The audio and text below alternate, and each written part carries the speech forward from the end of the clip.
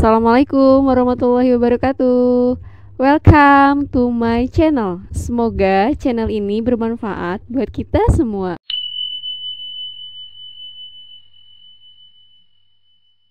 Nasihat Buhairah kepada Abu Talib.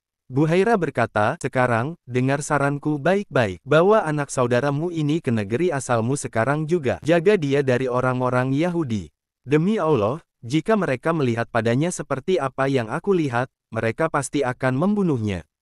Sesungguhnya, akan terjadi sesuatu yang besar pada diri anak saudaramu ini. Karena itu, segera bawa pulang dia ke negeri asalmu." Abu Talib tampak ketakutan dengan peringatan itu. Dia yakin bahwa apa yang dikatakan Buhairah itu benar. Maka dari itu, segera setelah urusan perdagangannya selesai, Abu Talib segera membawa Muhammad pulang. Sesulit apapun beban hidupnya, Abu Talib tidak pernah lagi pergi berdagang ke tempat jauh demi melindungi keponakannya itu. Buhairah tinggal di Busra. Bersambung.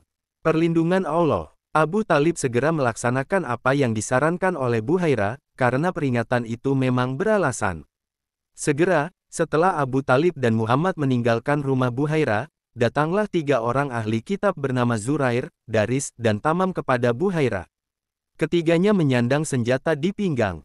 Mereka bertanya kepada Buhairah apakah ia juga melihat seorang anak dengan ciri-ciri seperti ini dan itu. Buhairah tahu bahwa mereka mencari Muhammad.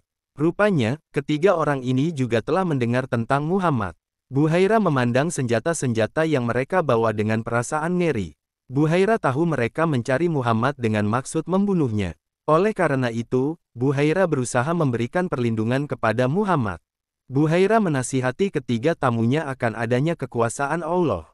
Diingatkannya bahwa bagaimanapun usaha mereka tidak akan mampu mendekati Muhammad untuk membunuhnya. Akhirnya, ketiganya pun melihat kebenaran dalam perkataan Buhairah. Batallah niat mereka untuk mengejar dan membunuh Muhammad, kemudian berlalulah mereka dari hadapan Buhairah. Allah menjaga Muhammad dari kejahatan dan kotoran-kotoran jahiliyah.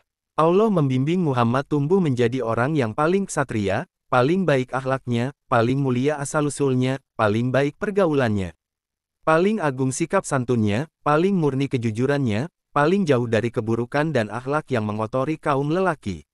Sehingga semua orang menjulukinya, Al-Amin, karena Allah mengumpulkan sifat-sifat itu pada diri Muhammad.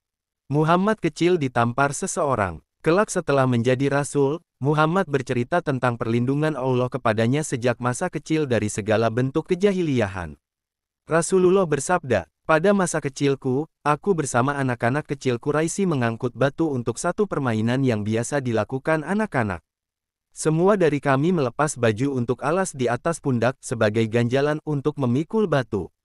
Aku maju dan mundur bersama mereka. Namun, tiba-tiba seseorang yang belum pernah aku lihat sebelumnya menamparku dengan tamparan yang amat menyakitkan. Ia berkata, 'Kenakan pakaianmu.' Kemudian, aku mengambil pakaianku dan memakainya. Setelah itu, aku memikul batu di atas pundakku dengan tetap mengenakan pakaian dan tidak seperti teman-temanku. Membantu paman dan perang Fijar. Muhammad juga pernah menjadi gembala sewaan untuk membantu Abu Talib yang hidup dalam kemiskinan.